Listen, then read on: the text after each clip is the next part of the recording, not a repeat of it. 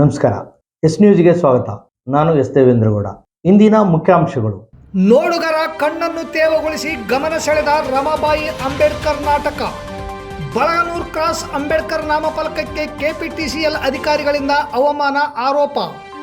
ನರೇಗೆ ಕೆಲಸದ ಸ್ಥಳಕ್ಕೆ ಕೆಪಿಆರ್ಎಸ್ ಮುಖಂಡರ ಭೇಟಿ, ಮುಷ್ಕರದ ಯಶಸ್ವಿಗೆ ಮನವಿ.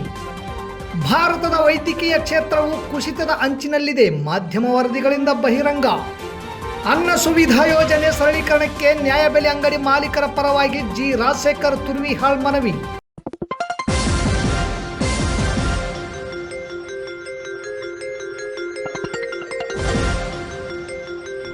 ಎಸ್ ನ್ಯೂಸ್, ಇದು ನಿಮ್ಮ ಧ್ವನಿ. ವಾರ್ತೆಗಳ ವಿವರ. ಅಂಬೇಡ್ಕರ್ ಅವರು ಅಮೆರಿಕದಲ್ಲಿದ್ದಾಗ ಅವರ ಮಕ್ಕಳು ಮೃತಪಟ್ಟರು. ಗಂಡನ ವಿದ್ಯಾಭ್ಯಾಸಕ್ಕೆ ತೊಂದರೆ ಆಗಬಾರದೆಂದು ಅವರಿಗೆ ಹೇಳದಂತೆ ತಾವೇ ದುಃಖಿಸಿದ ಪ್ರಸಂಗವು ರಮಾಬಾಯಿ ಪಾತ್ರದಲ್ಲಿ ಅಭಿನಯಿಸಿದ ಮಲ್ಲಿಕಾ ಹುಬ್ಬಳ್ಳಿಯವರ ಪಾತ್ರಕ್ಕೆ ಜೀವ ತುಂಬಿ ನಡೆಸಿದರು. ನಾಟಕ ನೋಡಲು ಸೇರಿದ್ದ ಶಿಕ್ಷಕರು, ವಿದ್ಯಾರ್ಥಿಯರ ಕಣ್ಣಾಲಿಗಳಲ್ಲಿ ತೇವಗೊಂಡಿದ್ದವು. ಸಿಂಧನೂರು ತಾಲೂಕು ದಲಿತ ಸಾಹಿತ್ಯ ಪರಿಷತ್ತು ಹಾಗೂ ದಲಿತ ಸಾಹಿತ್ಯ ಪರಿಷತ್ತು ಯುವ ಘಟಕದಿಂದ ನಗರದ ಕುಷ್ಟಗಿ ರಸ್ತೆಯಲ್ಲಿರುವ ಸರ್ಕಾರಿ ಪ್ರಥಮ ದರ್ಜೆ ಮಹಿಳಾ ಕಾಲೇಜಿನಲ್ಲಿ ಮಂಗಳವಾರ ನಡೆದ ರಮಾಬಾಯಿ ಅಂಬೇಡ್ಕರ್ ನಾಟಕ ಪ್ರೇಕ್ಷಕರ ಗಮನ ಸೆಳೆಯಿತು. ಬಾಗಲಕೋಟೆಯ ಸಂಗಮ ಕಲಾ ತಂಡ ಹಾಗೂ ಸಾಂಸ್ಕೃತಿಕ ಸಂಘದ ಕಲಾವಿದರು ನಾಟಕವನ್ನು ಪ್ರದರ್ಶಿಸಿದರು. Doctor HT. ಪೋತೆ ಅವರ ರಮಾಬಾಯಿ ಕಾದಂಬರಿ ಆಧರಿಸಿ ಈ ನಾಟಕವನ್ನು ಪ್ರಸ್ತುತಪಡಿಸಲಾಯಿತು. ಅಂಬೇಡ್ಕರ್ ಇಂಗ್ಲೆಂಡಿನಿಂದ ಬ್ಯಾರಿಸ್ಟರ್ ಪದವಿ ಮುಗಿಸಿಕೊಂಡು ಕರ್ನಾಟಕಕ್ಕೆ ಬಂದ ಸಮಯದಲ್ಲಿ ಅವರ ಅನುಯಾಯಿಗಳು ಅವರನ್ನು ಸ್ವಾಗತಿಸುವ ಸುಸಂದರ್ಭದ ಸಮಯದಲ್ಲಿ ಪತ್ನಿ ರಮಾಬಾಯಿಗೆ ಸ್ವಾಗತಿಸಲು ಹೋಗಲು ಮನೆಯಲ್ಲಿ ಇದ್ದಿದ್ದೇ ಒಂದೇ ಒಂದು ಸೀರೆ. ಅದು ಹಳೆಯದಾಗಿ ಹರಿದು ಹೋಗಿದ್ದ ಸೀರೆಯನ್ನೇ ಹುಟ್ಟುಕೊಂಡಿದ್ದ ರಮಾಬಾಯಿಗೆ ಮತ್ತೊಂದು ಸೀರೆ ಇರಲಿಲ್ಲ.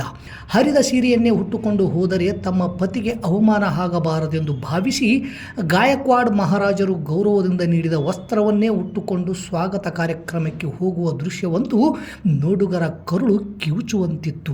ಕಲಾ ತಂಡದ ಮುಖ್ಯಸ್ಥ ಶ್ರೀಕಾಂತ್ ನವಲಿ ಅವರು ಡಾಕ್ಟರ್ ಬಿ.ಆರ್. ಅಂಬೇಡ್ಕರ್ ಅವರ ಪಾತ್ರವನ್ನು ಅತ್ಯಂತ ಮನೋಜ್ಞವಾಗಿ ಅಭಿನಯಿಸಿದರು. ರಾಮ್ಜಿ ಸಕ್ಬಾಲ್ ಪಾತ್ರದಲ್ಲಿ ಕುಶಾಲ್, ಜ್ಯೋತಿ ಬಾಪುಲೆ ಪಾತ್ರದಲ್ಲಿ ಮೋಹನ್ ಕಲ್ಬುರ್ಗಿ, ಜ್ಯೋತಿ ಧಾರವಾಡ್ ಅವರು ಮೀರಾಬಾಯಿ ಪಾತ್ರದಲ್ಲಿ ಕಾಣಿಸಿಕೊಂಡರು. ನಾಟಕಗಳು ಕೇವಲ ಮನೋರಂಜನೆಗಾಗಿ ಸೀಮಿತವಾಗದೆ ಸಮಾಜ ಪರಿವರ್ತನೆಗೆ ಪ್ರೇರಣೆ ಆಗಬೇಕೆಂದು ರಂಗಕರ್ಮಿ ಲಕ್ಷ್ಮಣ್ ಮಂಡಲ್ಗೇರ ಅಭಿಪ್ರಾಯಪಟ್ಟರು. ಡೋಲು ಬಾರಿಸಿ ನಾಟಕ ಉದ್ಘಾಟಿಸಿ ಅವರು ಮಾತನಾಡಿದರು.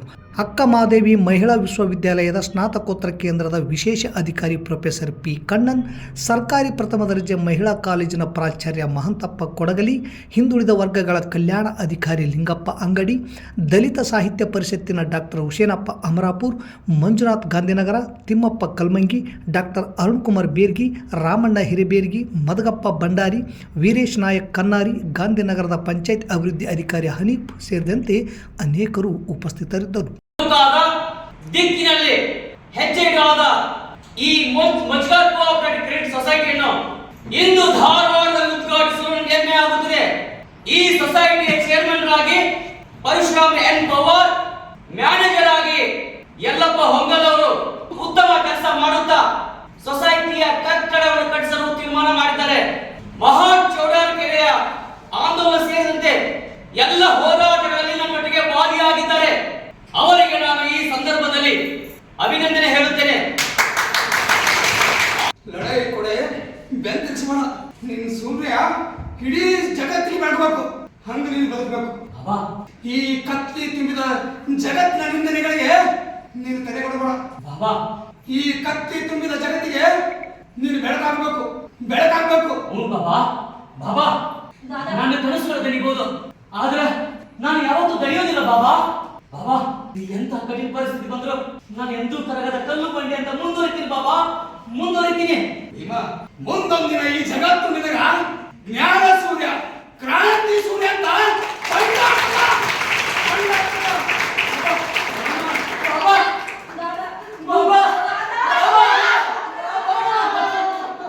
ತಾಲೂಕಿನ ಬಳಗಾನೂರು ಕ್ರಾಸ್ ಹತ್ತಿರ 10 ವರ್ಷಗಳ ಹಿಂದೆ ಹಾಕಿದ ಅಂಬೇಡ್ಕರ್ ನಾಮಫಲಕಕ್ಕೆ ರಸ್ತೆ ಅಗಲೀಕರಣದ ಕಾರಣಗೊಡ್ಡಿ ಮನುವಾದಿ ಮನಸ್ಸಿನ ಕೆಇಬಿ ಅಧಿಕಾರಿಗಳು ಅಂಬೇಡ್ಕರ್ ನಾಮಫಲಕದ ಮೇಲೆಯೇ ಕೆಇಬಿ ಲೈನ್ ಹಾಕಿ ಅವಮಾನ ಮಾಡಿದ್ದಾರೆ. ಇದನ್ನು ಸರಿಪಡಿಸದಿದ್ದಲ್ಲಿ ಮುಂದಿನ ದಿನಗಳಲ್ಲಿ ಉಗ್ರ ಹೋರಾಟ ಮಾಡಲಾಗುವುದೆಂದು ದಲಿತ ಮುಖಂಡ ತಿಕ್ಕಯ್ಯ ಬಳಗಾನೂರು ತಿಳಿಸಿದರು. ನಗರದ ಪತ್ರಿಕಾ ಭವನದಲ್ಲಿ ಮಂಗಳವಾರದಂದು ಸುದ್ದಿಗೋಷ್ಠಿ ನಡೆಸಿ ಮಾತನಾಡಿದರು. ನಂತರ ಮುಖಂಡ ರಾಮಣ್ಣ ಗೋನ್ವಾರ್ ಮಾತನಾಡಿ, ರಸ್ತೆ ನಿರ್ಮಾಣ ಹಾಗೂ ಕೆಇಬಿ ಅಧಿಕಾರಿಗಳು ಪ್ರಭಾವಿ ವ್ಯಕ್ತಿಗಳ ಒತ್ತಡಕ್ಕೆ ಮಣಿದು ಈ ಕೆಲಸ ಮಾಡಿದ್ದಾರೆ. ದೂರಿನ ಮೇರೆಗೆ ಸ್ಥಳಕ್ಕೆ ರಾಯಚೂರು ಎಸ್ಎಸ್ಸಿ ಅಧಿಕಾರಿ ಬಸವರಾಜ್ ಭೇಟಿ ನೀಡಿದಾಗಲೂ ಅದೇ ಪರಿಸ್ಥಿತಿ ಮುಂದುವರೆದಿದೆ ಎಂದು ಆರೋಪಿಸಿ, ಒಂದು ವಾರದಲ್ಲಿ ಲೈನ್ ತೆರವುಗೊಳಿಸದಿದ್ದರೆ ದಲಿತ ಮತ್ತು ಪ್ರಗತಿಪರ ಸಂಘಟನೆಗಳ ವತಿಯಿಂದ ಬಳಗನೂರು ಕ್ರಾಸ್ನಲ್ಲಿ ರಸ್ತಾರೋಕ ನಡೆಸಲಾಗುತ್ತದೆ ಎಂದು ಎಚ್ಚರಿಕೆ ನೀಡಿದರು. ಈ ವೇಳೆ ಮೌನೇಶ್ ಜಾಲವಾಡಿಗಿ, ಮೌನೇಶ್ ದಿದ್ದಿಗಿ, ಕರಿಯಪ್ಪ ರಾಮತ್ನಾಳ್, ಹುಸೇನಪ್ಪ ರಾಗಲ್ಪರ್ವಿ, ಹಾಲಂ ಭಾಷಾ ಸೇರಿದಂತೆ ಅನೇಕರು ಪತ್ರಿಕಾಗೋಷ್ಠಿಯಲ್ಲಿ ಉಪಸ್ಥಿತರಿದ್ದರು. ನಾಮಫಲಕವನ್ನು ಎಲ್ಲ ಸಮುದಾಯದವರು ಸೇರಿ ಅಲ್ಲಿ ಒಂದು ಬೋರ್ಡನ್ನು ಹಾಕಿದ್ವಿ. ಆ ಬೋರ್ಡು ಹಾಕುವ ಕಾಲಕ್ಕೆ ಎಲ್ಲ ಜನಾಂಗಗಳನ್ನು ಸೇರಿಸಿ ಅದು ಮಾಡಿ ಪ್ರತಿ ವರ್ಷ ಸಹ ಎಲ್ಲ ಜನಾಂಗ ಸೇರಿ ಅಲ್ಲಿ ಆಚರಣೆ ಮಾಡ್ತಾ ಬಂದ್ವಿ. ಅದನ್ನು ಈಗ ಹೈವೇ ರೋಡ್ನವರು ಮತ್ತು ವಿದ್ಯುತ್ ಇಲಾಖೆಯವರು ಸೇರಿ ಆ ಬೋರ್ಡಿಗೆ ಏನಪ್ಪ ಅಂದ್ರೆ ಈ ಒಂದು ಅವಮಾನ ಆಗುವ ರೀತಿಯಲ್ಲಿ ವಿದ್ಯುತ್ ಕಂಬಗಳನ್ನು ಹಾಕ್ಯಾರ. ಆ ವಿದ್ಯುತ್ ಕಂಬಗಳನ್ನು ಹಾಕಿದ್ದು ಈಗಾಗಲೇ ಏನಪ್ಪ ಅಂದ್ರೆ ಸಾಕಷ್ಟು ಇಲಾಖೆ ಗಮನಕ್ಕೆ ತಂದಿವಿ, PWD ಗಮನಕ್ಕೆ ತಂದಿವಿ, ಆಮೇಲೆ ಪೊಲೀಸ್ ಇಲಾಖೆ ಗಮನಕ್ಕೂ ಸಹ ತಂದಿವಿ. ಆದರೆ ಅದ್ರ ಬಗ್ಗೆ ಯಾರೂ ಕೇರ್ಲೆಸ್ ಮಾಡಿಲ್ಲ. ಅದಕ್ಕಾಗಿ ನಾವು ಏನಪ್ಪ ಅಂದ್ರೆ ಈಗ ಮೊನ್ನೆ SC ಏನಪ್ಪ ಅಂದ್ರೆ ಬಸವರಾಜ್ ಅಂತೇಳಿ ಅವರು, ಆಮೇಲೆ AW ಏನಪ್ಪ ಅಂದ್ರೆ ರಾಘವೇಂದ್ರ ಅಂತೇಳಿ, ಜೈ ಏನಪ್ಪ ಅಂದ್ರೆ ಶಿವಪ್ಪ ಅಂತೇಳಿ ಎಲೆಕ್ಟ್ರಿಕಲ್ ಅವ್ರಿಗೆ ಏನಪ್ಪ ಅಂದ್ರೆ ನಾವು ಒಂದು ಏನಪ್ಪ ಅಂದ್ರೆ ನಾವು ಲಿಖಿತ ಮೂಲಕವಾಗಿ ಒಂದು ಏನಪ್ಪ ಒಂದು ಲೆಟರ್ ಕೊಟ್ಟಿದ್ವಿ. ಆದರೆ ಅದು ಲಿಖಿತ ಮೂಲಕ ಕೊಟ್ಟಾಗ ಆ ಕಂಬವನ್ನು ತೆರವುಗೊಳಿಸ್ತೀವಿ, ಈ ಶ್ರೀಸೊಳಗೆ ತೆರವುಗೊಳಿಸ್ತೀವಿ ಅಂತ ಹೇಳಿ ಕೇಸಿ ನಮ್ಗೆ ಆಶ್ವಾಸನೆ ಕೊಟ್ಟರು. ಆದರೆ ತೆರವುಗೊಳಿಸ್ತಾರೆ ಬಿಡೋ ಕೇಸಿ ಅಂತೇಳಿ ನಾವು ಅದನ್ನು ಸುಮ್ಮನೆ ಆಗಿದ್ವಿ. ಆನಂತರ ಅವರು ಏನಪ್ಪ ಅಂದ್ರೆ ಯಾರ ಮಾತಿಗೂ ಯಾರು ಒತ್ತಡ ತಗೊಳ್ಳೋದು ಏನು ರಾತ್ರಿ ಏನಪ್ಪ ಅಂದ್ರೆ ವಿದ್ಯುತ್ ಟವರನ್ನು ಅಂಬೇಡ್ಕರ್ ಫೋಟೋದ ಮುಂದೆ ಹಾಕಿರೋದ್ರಿಂದ ಅಲ್ಲಿ ನಮ್ಮ ಏನಪ್ಪ ಅಂಬೇಡ್ಕರ್ ಏನಪ್ಪ ಅವಮಾನ ಮಾಡಿದಂತ ಆಗಿದೆ. ಅದಕ್ಕಾಗಿ ನಾವೇನಪ್ಪ ಅಂದ್ರೆ ಈಗಾಗಲೇ ಏನಪ್ಪ ಅಂದ್ರೆ SCನೂ ಕರೆಸಿದ್ವಿ ಸ್ಪಾಟಿಗೆ. SCನ ಕರೆಸಿ ಎಲ್ಲ ತಿಳಿಸಿದಾಗ SC ಏನಪ್ಪ ಅಂದ್ರೆ 4 ದಿನ ಟೈಮ್ ಕೊಡ್ರಪ್ಪ ನನಗೆ, ನಾನು ಅದನ್ನೆಲ್ಲ ಸರಿಪಡಿಸಿ ಅದನ್ನ ಕಮ್ಮನ ತೆರವುಗೊಳಿಸ್ತೀವಿ ಅಂತ ಹೇಳಿದರು. ತಾಲೂಕಿನ ತೆಗ್ಗಿನ ಕ್ಯಾಂಪ್ನಲ್ಲಿ ಮನರೇಗಾ ಅಡಿ ನಡೆಯುತ್ತಿರುವ ಕೆಲಸದ ಸ್ಥಳಕ್ಕೆ KPRS ಮುಖಂಡರು ಭೇಟಿ ನೀಡಿ ಕೇಂದ್ರ ಸರ್ಕಾರ ಜಾರಿಗೆ ತಂದಿರುವ ಹೊಸ ಯೋಜನೆಯಿಂದ ಕಾರ್ಮಿಕರಿಗೆ ಆಗುವ ತೊಂದರೆಗಳ ಕುರಿತು ಮನವರಿಕೆ ಮಾಡಿಕೊಡುತ್ತಾ ಇದನ್ನು ವಾಪಸ್ ಪಡೆಯಬೇಕೆನ್ನುವ ಫೆಬ್ರವರಿ 12ರ ಮುಷ್ಕರದಲ್ಲಿ ಭಾಗವಹಿಸುವಂತೆ ಕರಪತ್ರ ಹಂಚಿ ಮನವಿ ಮಾಡಿದರು. ಮನ್ರೇಗಾದ ಪ್ರಮುಖ ಭಾಗವಾದ ಉದ್ಯೋಗದ ಭದ್ರತೆ, ಕಾಮಗಾರಿ ಆಯ್ಕೆ, ಗ್ರಾಮ ಸಭೆ ಹಾಗೂ ಗ್ರಾಮ ಪಂಚಾಯಿತಿಗೆ ನೀಡಿದ ಅಧಿಕಾರ ಹೊಸ ಯೋಜನೆ ಹೇಗೆ ಕಸಿದುಕೊಳ್ಳುತ್ತದೆ? ಇರುವ 100 ದಿನ ಉದ್ಯೋಗವನ್ನೇ ಸರಿಯಾಗಿ ನೀಡದ ಸರ್ಕಾರ 125 ದಿನ ಕೆಲಸ ನೀಡುವುದನ್ನು ಹೇಳುತ್ತಾ ಮೂಗಿಗೆ ತುಪ್ಪ ಸವರಿದೆ. ಬರಗಾಲದ ಸಂದರ್ಭಗಳಲ್ಲಿ ಹೆಚ್ಚುವರಿ ಕೆಲಸ ನೀಡುವುದನ್ನೇ ಕಿತ್ತುಕೊಂಡಿದ್ದಲ್ಲದೆ ಸುಗ್ಗಿ ಸಂದರ್ಭದಲ್ಲಿ 60 ದಿನಗಳ ಕೆಲಸ ನೀಡದಂತೆ ಯೋಜನೆ ರೂಪಿಸಿದೆ. ಇಂತಹ ಕೃಷಿ ಕಾರ್ಮಿಕ ವಿರೋಧಿ ಯೋಜನೆ ಹಿಂಪಡೆಯಬೇಕೆಂದು ರೈತ ಹಾಗೂ ಕಾರ್ಮಿಕ ಸಂಘಟನೆಗಳು ಫೆಬ್ರವರಿ 12ರಂದು ಸಾರ್ವತ್ರಿಕ ಮುಷ್ಕರ ರಾಷ್ಟ್ರವ್ಯಾಪಿ ಹಮ್ಮಿಕೊಂಡಿದ್ದು, ಅಂದು ಸಿಂಧನೂರಿನಲ್ಲಿ ಮುಷ್ಕರ ಹಮ್ಮಿಕೊಂಡಿದ್ದು ಎಲ್ಲರೂ ಭಾಗವಹಿಸಬೇಕೆಂದು KPRS ಮುಖಂಡ ಬಸವಂತರಾಯಗೌಡ ಕಲ್ಲೂರ್ ಮನವಿ ಮಾಡಿದರು. ಇದಕ್ಕೆ ಸ್ಪಂದಿಸಿದ ಕೃಷಿ ಕಾರ್ಮಿಕರು 11ರಂದು ನಡೆಯುವ ಬೈಕ್ ರ್ಯಾಲಿ ಹಾಗೂ 12ರ ಮುಷ್ಕರದಲ್ಲಿ ಭಾಗವಹಿಸುವುದಾಗಿ ತಿಳಿಸಿದರು. ಈ ಸಂದರ್ಭದಲ್ಲಿ ಶರಣಪ್ಪ ಸಾಸಲಮರಿ, ಶರಣಪ್ಪ ಡ್ರೈವರ್, ಶಿವನಗೌಡ ಬಾವಿಕಟ್, ಅಮರೇಶ್ ಆಯ್ನೂರು, ಬಸಮ್ಮ ಜೂಲದ್, ಸರೋಜ್ ಬಾವಿಕಟ್ಟೆ, ಧನಲಕ್ಷ್ಮಿ ಕಟ್ಟ, ರಾಜೇಶ್ವರಿ ಸೇರಿದಂತೆ ಅನೇಕರಿದ್ದರು. ಭಾರತದಲ್ಲಿ ವೈದ್ಯಕೀಯ ರಂಗದಲ್ಲಿ ನಡೆಯುವ ಭಾರೀ ಗೋಲ್ಮಾಲ್ ಬಗ್ಗೆ Indian Express, India Today, Times of India, Zee ನ್ಯೂಸ್ಗಳು ಅಧ್ಯಯನ ಮಾಡಿ ಭಾರತದ ವೈದ್ಯಕೀಯ ಕ್ಷೇತ್ರದ ಕುಸಿತದ ಕುರಿತು ವರದಿ ಪ್ರಕಟಿಸಿವೆ. ಭಾರತದಲ್ಲಿ ನಡೆಯುವ ಒಟ್ಟು ಶಸ್ತ್ರಚಿಕಿತ್ಸೆಗಳಲ್ಲಿ ಸುಮಾರು 44% ಶಸ್ತ್ರಚಿಕಿತ್ಸೆಗಳು ನಕಲಿ, ಅನಗತ್ಯ ಅಥವಾ ಸುಳ್ಳು ಆಗಿವೆ. ಅಂದರೆ ಆಸ್ಪತ್ರೆಗಳಲ್ಲಿ ನಡೆಯುವ ಅರ್ಧದಷ್ಟು ಶಸ್ತ್ರಚಿಕಿತ್ಸೆಗಳು ರೋಗಿಗಳಿಂದ ಅಥವಾ ಸರ್ಕಾರಿ ವಿಮೆಯಿಂದ ಹಣ ಕಸಿಯಲು ಮಾತ್ರ ನಡೆಯುತ್ತಿವೆ. ದೊಡ್ಡ ಆಸ್ಪತ್ರೆಗಳ ಹಿರಿಯ ವೈದ್ಯರು ತಿಂಗಳಿಗೆ 1 ಕೋಟಿವರೆಗೆ ಸಂಬಳ ಪಡೆಯುತ್ತಿರುವುದು ಪತ್ತೆಯಾಗಿದೆ. ಕಾರಣ ಏನೆಂದರೆ ಅನಗತ್ಯ ಟೆಸ್ಟ್ಗಳು, ಚಿಕಿತ್ಸೆಗಳು, ದಾಖಲುಗಳು ಅಥವಾ ಶಸ್ತ್ರಚಿಕಿತ್ಸೆಗಳಿಗೆ ರೋಗಿಗಳನ್ನು ಒತ್ತಾಯಿಸುವ ವೈದ್ಯರು ಹೆಚ್ಚು ಹಣ ಗಳಿಸುತ್ತಾರೆ.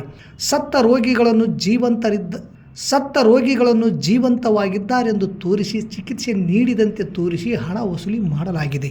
ಒಂದು ಪ್ರಸಿದ್ಧ ಆಸ್ಪತ್ರೆಯಲ್ಲಿ 14 ವರ್ಷದ ಬಾಲಕನೊಬ್ಬ ಮೃತಪಟ್ಟಿದ್ದರೂ ಸಹ ಅವನು ಜೀವಂತವಾಗಿದ್ದಾನೆ ಎಂದು ತೋರಿಸಿ 1 ತಿಂಗಳ ಕಾಲ ವೆಂಟಿಲೇಟರ್ನಲ್ಲಿ ಇಟ್ಟು ನಂತರ ಸತ್ತಿದ್ದಾರೆಂದು ಘೋಷಿಸಲಾಯಿತು. ದೂರುಗಳ ಬಳಿಕ ಆಸ್ಪತ್ರೆ ತಪ್ಪಿತಸ್ಥವೆಂದು ತೀರ್ಪು ಬಿದ್ದು 5 ಲಕ್ಷ ಪರಿಹಾರ ನೀಡಿತು. ಭಾರತದಲ್ಲಿ ಸುಮಾರು 68% ಜನರಿಗೆ ವೈದ್ಯಕೀಯ ವಿಮೆ ಇದೆ. ಆದರೆ ಅಗತ್ಯದ ಸಮಯದಲ್ಲಿ ಹೆಚ್ಚಿನ ಕ್ಲೈಮ್ಗಳನ್ನು ತಿರಸ್ಕರಿಸಲಾಗುತ್ತದೆ ಅಥವಾ ಭಾಗಶಃ ಮಾತ್ರ ಪಾವತಿಸಲಾಗುತ್ತದೆ. ಪರಿಣಾಮವಾಗಿ ಕುಟುಂಬಗಳು ಭಾರೀ ವೆಚ್ಚವನ್ನು ತಾವೇ ಭರಿಸಬೇಕಾಗುತ್ತದೆ. ಪ್ರಮುಖ ವಿಮಾ ಕಂಪನಿಗಳು 3,000ಕ್ಕೂ ಹೆಚ್ಚು ಪ್ರಸಿದ್ಧ ಆಸ್ಪತ್ರೆಗಳನ್ನು ಸುಳ್ಳು ಕ್ಲೈಮ್ಗಳಿಗಾಗಿ ಬ್ಯಾಕ್ಲಿಸ್ಟ್ ಮಾಡಿವೆ. ಕೋವಿಡ್ ಅವಧಿಯಲ್ಲಿ ಅನೇಕ ದೊಡ್ಡ ಆಸ್ಪತ್ರೆಗಳು ನಕಲಿ ಕೋವಿಡ್ ಪ್ರಕರಣಗಳಿಗೆ ವಿಮಾ ಹಣ ಪಡೆದುಕೊಂಡಿವೆ. ಬೆಂಗಳೂರಿನಲ್ಲಿನ ಕೆಲವು ಪ್ರಸಿದ್ಧ ಪೆಥಾಲಜಿ ಲ್ಯಾಬ್ಗಳ ಮೇಲೆ ನಡೆದ ಆದಾಯ ತೆರಿಗೆ ದಾಳಿಯಲ್ಲಿ 100 ಕೋಟಿಗೂ ಹೆಚ್ಚು ನಗದು ಮತ್ತು 3.5 kg ಚಿನ್ನ, ಇದು ವೈದ್ಯರ ಕಮಿಷನ್ಗಾಗಿ ಇಡಲಾಗಿದ್ದು ಪತ್ತೆಯಾಯಿತು. ವೈದ್ಯರು ಅನಗತ್ಯ ಟೆಸ್ಟ್ಗಳಿಗೆ ರೋಗಿಗಳನ್ನು ಕಳುಹಿಸಿ 40ರಿಂದ 50ರಷ್ಟು ಕಮಿಷನ್ ಪಡೆಯುತ್ತಾರೆ. ಅನೇಕ ಲ್ಯಾಬ್ಗಳು ಕೇವಲ 1-2 ಟೆಸ್ಟ್ ಮಾಡಿ ಉಳಿದ ವರದಿಗಳನ್ನು ಸುಳ್ಳಾಗಿ ತಯಾರಿಸುತ್ತವೆ. ಭಾರತದಲ್ಲಿ ಸುಮಾರು 2 ಲಕ್ಷ ಲ್ಯಾಬ್ಗಳಿವೆ. ಇದೇ ರೀತಿ ಔಷಧ ಕಂಪನಿಗಳ ಲಂಚದ ವ್ಯವಸ್ಥೆ ಕೂಡ ಭಾರೀ ಸುಳ್ಳಾಗಿ ತಯಾರಿಸುತ್ತವೆ. ಭಾರತದಲ್ಲಿ ಸುಮಾರು 2 ಲಕ್ಷ ಲ್ಯಾಬ್ಗಳಿವೆ. ಇದೇ ರೀತಿ ಔಷಧ ಕಂಪನಿಗಳ ಲಂಚದ ವ್ಯವಸ್ಥೆ ಕೂಡ ಭಾರೀ ಮಟ್ಟದಲ್ಲಿದೆ. ಸುಮಾರು 20-25 ದೊಡ್ಡ ಔಷಧ ಕಂಪನಿಗಳು ವರ್ಷಕ್ಕೆ 1,000 ಕೋಟಿ ವೈದ್ಯರ ಮೇಲೆ ಖರ್ಚು ಮಾಡುತ್ತವೆ. ಕೋವಿಡ್ ಸಮಯದಲ್ಲಿ ನೋವಿನ ಔಷಧಿ ಡೋಲೋ ತಯಾರಕರು 1,000 ಕೋಟಿ ಇನ್ಸೆಂಟಿವ್ ನೀಡಿದ್ದನ್ನು ಬಹಿರಂಗಪಡಿಸಲಾಯಿತು. ವೈದ್ಯರಿಗೆ ನಗದು, ವಿದೇಶ ಪ್ರವಾಸ, ಐಷಾರಾಮಿ ವಾಸ್ತವ್ಯಗಳು, ನಿರ್ದಿಷ್ಟ ಬ್ರ್ಯಾಂಡ್ಗಳನ್ನು ಬರೆಯಲು ವೈದ್ಯರಿಗೆ 3 ಲಕ್ಷ ನಗದು ಹಾಗೂ ಆಸ್ಟ್ರೇಲಿಯಾ ಅಥವಾ ಅಮೆರಿಕ ಪ್ರವಾಸ ನೀಡುತ್ತದೆ. ವೈದ್ಯರಿಗೆ 3 ಲಕ್ಷ ನಗದು ಹಾಗೂ ಆಸ್ಟ್ರೇಲಿಯಾ ಅಥವಾ ಅಮೆರಿಕ ಪ್ರವಾಸ ನೀಡುತ್ತದೆ ಎನ್ನಲಾಗಿದೆ. ಇನ್ನು ಸತ್ಯ ಸುದ್ದಿಗಳು ಬಹಳಷ್ಟಿವೆ. ಮೊದಲು ಇದನ್ನು ಅರಗಿಸಿಕೊಳ್ಳೋಣ. ಅನ್ನ ಸುವಿಧಾ ಯೋಜನೆಯಡಿ 75 ವರ್ಷ ಮೇಲ್ಪಟ್ಟ ಹಿರಿಯ ನಾಗರಿಕರಿಗೆ ಆಹಾರ ಧಾನ್ಯ ವಿತರಣೆಯಲ್ಲಿ ನಿಯಮ ಸರಳೀಕರಣಕ್ಕೆ ಅವಕಾಶ ನೀಡಲು ಕೋರಿ ಆಹಾರ ಮತ್ತು ನಾಗರಿಕ ಸರಬರಾಜು ಮತ್ತು ಗ್ರಾಹಕರ ವ್ಯವಹಾರಗಳ ಇಲಾಖೆಯ ಉಪನಿರ್ದೇಶಕರಿಗೆ ನ್ಯಾಯಬೆಲೆ ಅಂಗಡಿ ಮಾಲೀಕರ ಪರವಾಗಿ ಕರ್ನಾಟಕ ರಾಜ್ಯ ಸರ್ಕಾರಿ ಪಡಿತರ ವಿತರಕ ಸಂಘದ ತಾಲೂಕು ಅಧ್ಯಕ್ಷ ಜಿ ರಾಜಶೇಖರ್ ತುರುವಾಳ ಮನವಿ ಪತ್ರ ಸಲ್ಲಿಸಿದರು. ಸರ್ಕಾರದ ಮಹತ್ವಾಕಾಂಕ್ಷೆಯ ಯೋಜನೆಯಾದ ಅನ್ನ ಸುವಿಧಾ ಕಾರ್ಯಕ್ರಮದಡಿಯಲ್ಲಿ 75 ವರ್ಷ ಮೇಲ್ಪಟ್ಟ ಹಿರಿಯ ನಾಗರಿಕರಿಗೆ ನ್ಯಾಯಬೆಲೆ ಅಂಗಡಿಗಳ ಮೂಲಕ ಪ್ರತಿ ಸದಸ್ಯರಿಗೆ 10 kg ಅಕ್ಕಿಯನ್ನು ಮನೆ ಬಾಗಿಲಿಗೆ ತೆರಳಿ ವಿತರಿಸುವಂತೆ ಸರ್ಕಾರ ಮಾರ್ಗಸೂಚಿ ನೀಡಿರುವುದು ಶ್ಲಾಘನೀಯವಾದುದು. ಈ ಯೋಜನೆಯ ಉದ್ದೇಶ ಹಿರಿಯರಿಗೆ ಗೌರವ ಮತ್ತು ಅತ್ಯಂತ ಮಾನವೀಯವಾಗಿದ್ದು ಹಿರಿಯ ನಾಗರಿಕರಿಗೆ ದೊಡ್ಡ ಸಹಾಯವಾಗುತ್ತಿದೆ. ಆದರೆ ಪ್ರಸ್ತುತ ಜಾರಿಯಲ್ಲಿರುವ ಮಾರ್ಗಸೂಚಿಯು ಪ್ರತಿ ತಿಂಗಳು ದಿನಾಂಕ 1ರಿಂದ 5ರೊಳಗೆ OTP ಮೂಲಕ ಸಮ್ಮತಿ ಪಡೆದು ನಂತರ 6ರಿಂದ 15ರೊಳಗೆ ಮನೆ ಬಾಗಿಲಿಗೆ ತೆರಳಿ ಬಯೋಮೆಟ್ರಿಕ್ ಪಡೆದು ಆಹಾರ ಧಾನ್ಯಗಳನ್ನು ವಿತರಿಸುವ ಪ್ರಕ್ರಿಯೆ ಅನೇಕ ವಾಸ್ತವಿಕ ಸಮಸ್ಯೆಗಳಿಗೆ ಕಾರಣವಾಗುತ್ತಿದೆ. ವಿಶೇಷವಾಗಿ 75 ವರ್ಷ ಮೇಲ್ಪಟ್ಟ ಅನೇಕ ಹಿರಿಯ ನಾಗರಿಕರು ಅನಾರೋಗ್ಯದಿಂದ ಬಳಲುತ್ತಿರುವವರು, ಹಾಸಿಗೆ ಹಿಡಿದಿರುವವರು, ಬೆರಳಚ್ಚು ಸ್ಪಷ್ಟವಾಗದವರು, ಬಯೋಮೆಟ್ರಿಕ್ ಪಡೆಯುವ ವೇಳೆ ಭಯ ಮತ್ತು ಆತಂಕ ಹೊಂದುವವರು ಇದ್ದಾರೆ. ಇಂತಹ ಪರಿಸ್ಥಿತಿಯಲ್ಲಿ ಬಯೋಮೆಟ್ರಿಕ್ ಪ್ರಕ್ರಿಯೆ ಅಸಾಧ್ಯವಾಗುತ್ತಿದ್ದು ಫಲಾನುಭವಿಗಳಿಗೆ ಹಾಗೂ ನ್ಯಾಯಬೆಲೆ ಅಂಗಡಿ ಮಾಲೀಕರಿಗೂ ತೊಂದರೆಯಾಗುತ್ತಿದೆ. ಇದರಿಂದಾಗಿ ಈ ಯೋಜನೆಯ ಉದ್ದೇಶ ಸಾಧನೆಗೂ ಅಡಚಣೆಗಳು ಉಂಟಾಗುವ ಸಾಧ್ಯತೆ ಇದೆ. ಆದ್ದರಿಂದ ಅನ್ನ ಸುವಿಧಾ ಯೋಜನೆಯನ್ನು ಯಶಸ್ವಿಯಾಗಿ ಹಾಗೂ ಸುಗಮವಾಗಿ ಅನುಷ್ಠಾನಗೊಳಿಸುವ ಹಿತದೃಷ್ಟಿಯಿಂದ 75 ವರ್ಷ ಮೇಲ್ಪಟ್ಟ ಹಿರಿಯ ನಾಗರಿಕರಿಗೆ ಕೇವಲ OTP ಮುಖಾಂತರ ಆಹಾರ ಧಾನ್ಯ ವಿತರಣೆ ಮಾಡಲು ಅವಕಾಶ ನೀಡಬೇಕು. ಅದರ ಜೊತೆಗೆ ವಿತರಣೆಯ ಸಮಯದಲ್ಲಿ ಫಲಾನುಭವಿಯ ವಾಟ್ಸಾಪ್ ಆನ್ಲೈನ್ ಗುಂಪಿಗೆ ಅಪ್ಲೋಡ್, ಮನೆಯ ಮುಂದೆ GPS ಹೊಂದಿದ ಫೋಟೋ ತೆಗೆದು ಸಂಬಂಧಿಸಿದ ಇಲಾಖೆಯು ಮಾಡುವುದನ್ನು ದಾಖಲಾತಿಯಾಗಿ ಪರಿಗಣಿಸಲು ಅವಕಾಶ ನೀಡಬೇಕೆಂದು ಮನವಿ ಮಾಡಿದರು. ಜೊತೆಗೆ ನ್ಯಾಯಬೆಲೆ ಅಂಗಡಿ ಮಾಲೀಕರಿಗೆ ಬರಬೇಕಾದ ಕೇಂದ್ರ ಸರ್ಕಾರದ 4 ತಿಂಗಳ ಕಮಿಷನ್ ಬಿಡುಗಡೆ ಹಾಗೂ ರಾಜ್ಯ ಸರ್ಕಾರದ 2 ತಿಂಗಳ ಕಮಿಷನ್ಗೆ ಒತ್ತಾಯಿಸಲಾಯಿತು. ಮನವಿಗೆ ಸ್ಪಂದಿಸಿದ ಅಧಿಕಾರಿಗಳು ಶೀಘ್ರದಲ್ಲಿ ಬಿಡುಗಡೆ ಮಾಡುವುದು ಎಂದು ತಿಳಿಸಿದರು. ಈ ಸಂದರ್ಭದಲ್ಲಿ ಪಡಿತರ ವಿತರಕರಾದ MD ಸಲೀಂ, ಮಹಿಬೂಬ್ ಕಾಲೋನಿ, ಸೂಗರಯ್ಯ ಸ್ವಾಮಿ, ಪಂಪನಗೌಡ ಬನ್ನಿಗನೂರು ಸೇರಿದಂತೆ ಅನೇಕರು ಇದ್ದರು. ಕರ್ನಾಟಕ ಹಮಾಲಿ ಸಂಘ 7ನೇ ಮೈಲ್ ಕ್ಯಾಂಪ್ ಹಾಗೂ ಶ್ರೀಶೈಲ್ ಮಲ್ಲಿಕಾರ್ಜುನ ಹಮಾಲಿ ಸಂಘ ಕಲ್ಮಂಗಿ ಜಂಟಿಯಾಗಿ ಫೆಬ್ರವರಿ 12ರ ಅಖಿಲ ಭಾರತ ಮುಷ್ಕರದಲ್ಲಿ ಪಾಲ್ಗೊಳ್ಳಲು ಜಾಗೃತ ಆಂದೋಲನ ಸಭೆಯನ್ನು trade union centre of India TUCI ಹಮ್ಮಿಕೊಂಡಿದೆ. ಸಭೆಯಲ್ಲಿ ಮಾತನಾಡಿದ BN ಯರ್ರಿಹಾಳ್ ಅವರು, ದೇಶ ಅತ್ಯಂತ ಅಪಾಯಕಾರಿ ಪರಿಸ್ಥಿತಿಯಲ್ಲಿದೆ. ಕೇಂದ್ರದ ನರೇಂದ್ರ ಮೋದಿ ಸರ್ಕಾರ ಕಾರ್ಪೊರೇಟ್ ಕುಟುಂಬಗಳ ಪರವಾಗಿ ಕಾನೂನು ಕಾಯ್ದೆಗಳನ್ನು ಮಾಡುವುದರ ಮೂಲಕ ಈ ದೇಶದ ರೈತ ಕೂಲಿ ಕಾರ್ಮಿಕರ ಮೇಲೆ ದುರ್ದಾಳಿ ಮಾಡುತ್ತಿದ್ದಾನೆ. ಕಾರ್ಮಿಕ ವಿರೋಧಿ ಮತ್ತು ರೈತ ವಿರೋಧಿ ಕಾನೂನುಗಳನ್ನು ಸಂವಿಧಾನದ ಆಶಯಗಳಿಗೆ ವಿರುದ್ಧವಾಗಿ ಒತ್ತಾಯಪೂರ್ವಕವಾಗಿ ಜಾರಿ ಮಾಡುವುದರ ಮೂಲಕ ದೇಶದ ಜನತೆಯನ್ನು ಗುಲಾಮಗಿರಿಗೆ ತಳ್ಳುವ ಕೇಂದ್ರ BJP ಸರ್ಕಾರಕ್ಕೆ ಧಿಕ್ಕಾರ. 4 ಸಂಹಿತೆಗಳನ್ನು ವಾಪಸ್ ಪಡೆಯಬೇಕೆಂದು ಆಗ್ರಹಿಸಿದರು. ಕೆಆರ್ಎಸ್ನ ಜಿಲ್ಲಾ ಕಾರ್ಯದರ್ಶಿ ಕಾಮ್ರೇಡ್ ಚಿಟ್ಟಿಬಾಬು ಮಾತನಾಡಿ, ಕೇಂದ್ರದ ನರೇಂದ್ರ ಮೋದಿ ಸರ್ಕಾರ ಭಾರತ ಅಭಿವೃದ್ಧಿ ಹೊಂದುತ್ತಿದೆ ಎನ್ನುವುದರ ಮೂಲಕ ರೈತರ ಪರ ಇರುವ ಕಾಯ್ದೆಗಳನ್ನು ತಿದ್ದುಪಡಿ ಮಾಡುವುದರ ಮೂಲಕ ಈ ದೇಶಕ್ಕೆ ಅನ್ನ ಹಾಕುವ ಮನೆಗೆ ಕನ್ನ ಹಾಕುವ ಕೆಲಸವನ್ನು ನರೇಂದ್ರ ಮೋದಿ ಸರ್ಕಾರ ಮಾಡುತ್ತಿದೆ. ರೈತರ ಬೆಳೆಗೆ ಸರಿಯಾದ ರೇಟ್ ಕೊಡದೆ ಕಾರ್ಪೊರೇಟ್ ಕಂಪನಿಗಳು ಉತ್ಪಾದನೆ ಮಾಡತಕ್ಕಂಥ ವಸ್ತುಗಳ ಮೇಲೆ ಬೆಲೆಯನ್ನು ನಿಗದಿಪಡಿಸುವ ಅಧಿಕಾರ ಕೊಟ್ಟಿದ್ದಾರೆ. ಆದರೆ ರೈತ ಶ್ರಮಪಟ್ಟು ದುಡಿದ ಬೆಳೆಗೆ ರೇಟ್ ಫಿಕ್ಸ್ ಮಾಡುವ ಅಧಿಕಾರ ಕೊಟ್ಟಿಲ್ಲ. ಯಾಕೆ? ಈ ದೇಶದ ಸಂಪತ್ತು ಅದಾನಿ ಅಂಬಾನಿಗಳ ಮನೆ ತುಂಬುವ ಕೆಲಸ ನರೇಂದ್ರ ಮೋದಿಯವರು ಮಾಡುತ್ತಾರೆ ಎಂದರು.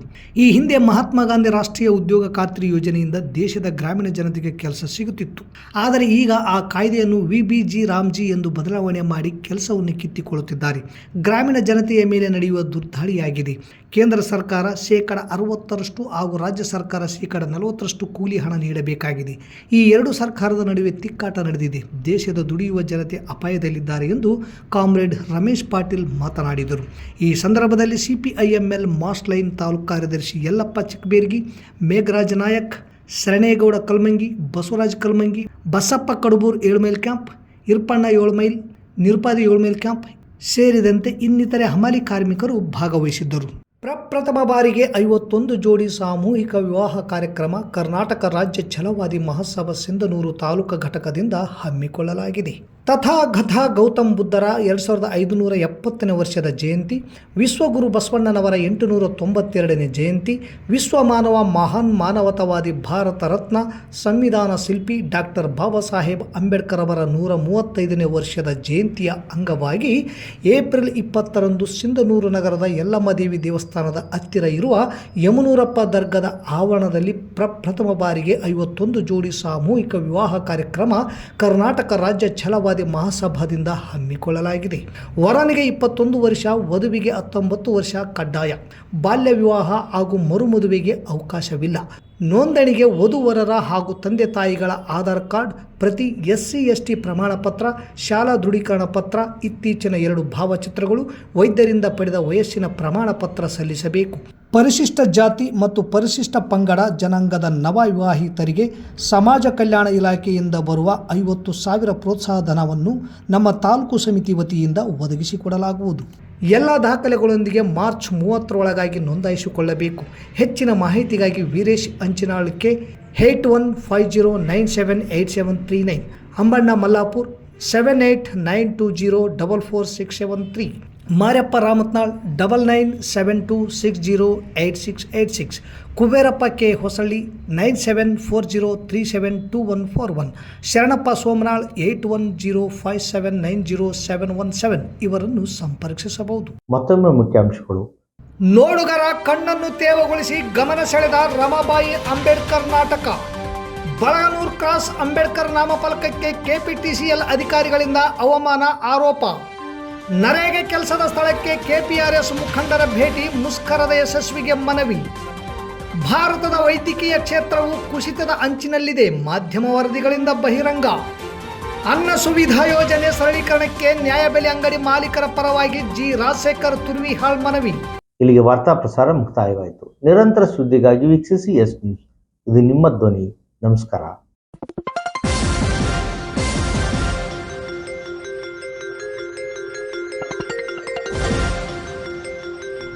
ಎಸ್ ನ್ಯೂಸ್, ಇದು ನಿಮ್ಮ ಧ್ವನಿ.